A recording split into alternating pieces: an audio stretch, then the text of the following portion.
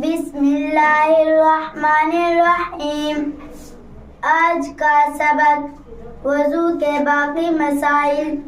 سوال نمبر 1، اگر وضو میں نیت نہ کرے تو کیا حکم ہے؟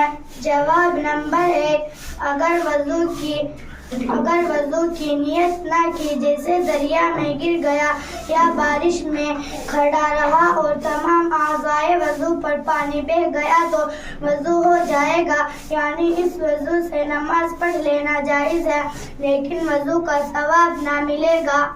سوال نمبر 2، وضو کی نیت کس طرح کرنی چاہیے؟ جواب نمبر 2، نیت کے معنی ارادہ کرنے کے ہیں۔ جب وضو کرنے لگے تو یہ ارادہ کرے کہ ناپاکی دور کرنے اور پاکی حاصل ہونے اور نماز جائز ہو جانے کے لیے وضو کرتا ہوں، بس یہ ارادہ اور خیال کر لینا ہے، وضو کی نیت ہے۔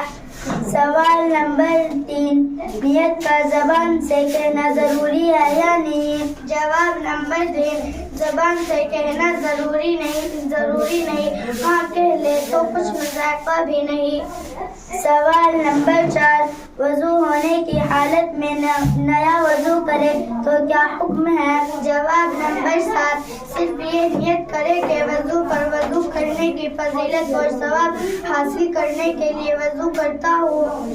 سوال نمبر 5، وضو میں بسم اللہ پوری پڑھنی چاہیے یا نہیں؟ جواب نمبر 5، بسم اللہ الرحمن الرحیم پوری پڑھنا یا بسم اللہ العلی العظیم والحمدللہ علی دین الاسلام یا بسم اللہ والحمدللہ تینوں طرح پڑھنا جائز ہے۔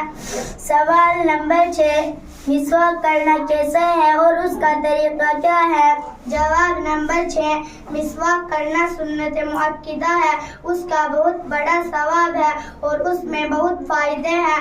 مسواک کسی کڑوے درخت کی جڑ یا لکڑی کی ہونی چاہیے، جیسے پلو کی جڑ یا نیم کی لکڑی۔ مسواک کی ایک بالشت سے زیادہ نہ رکھنی چاہیے۔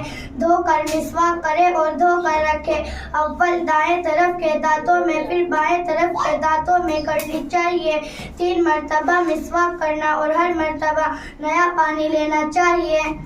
سوال نمبر 7، غرارہ کرنا کیسا ہے؟ جواب نمبر 7، وضو اور غسل میں غرارہ کرنا سنت ہے، لیکن روزے کی حالت میں نہ کرنا چاہیے، داہنے ہاتھ سے کلی کرنا چاہیے۔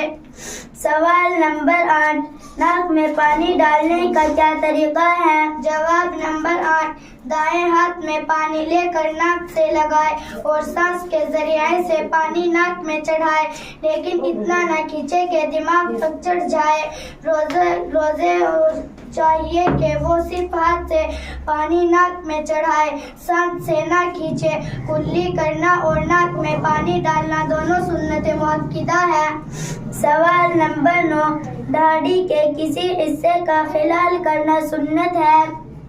جواب نمبر 9، داڑھی کے نیچے اور اندر کے بالوں کا خلال کرنا سنت ہے، اور جو بال کے چہرے کی طرف چہرے کی کھال سے متصل ہے ان سب کا دھونا فرض ہے۔ سوال نمبر 10، انگلیوں کا خلال کس طرح کرنا چاہیے؟ جواب نمبر 10، ہاتھوں کی انگلیوں کا خلال اس طرح کرے کہ ایک ہاتھ کی انگلیاں دوسرے ہاتھ کی انگلیوں پر ڈال کر ہلائے، اور پاؤں کی انگلیوں کا خلال بائیں ہاتھ کی چھم گلیاں چھوٹی انگلی سے کرے، دائیں پاؤں کی چھم گلیاں سے شروع کر کے بائیں پاؤں کی چھم گلیاں پر ختم کرے۔ سوال نمبر 11، تمام سر کا مسح کس طرح کرنا چاہیے؟ جواب نمبر 11، دونوں ہاتھ پانی سے تر کر کے سر کے دونوں طرف پیشانی کے بالوں کی جگہ پر رکھو اور ہتھیلیوں کو انگلیوں سمیت گدی تک لے جاؤ اور پھر واپس لوٹاؤ۔ اس کا خیال رکھو کہ تمام سر پر ہاتھ پھر جائے۔ سوال نمبر 12، کانوں کے مسح کے لیے نیا پانی لینا چاہیے یا نہیں؟ جواب نمبر 12، نہیں، سر کے مسح کے لیے جو پانی لیا تھا وہی کافی ہے۔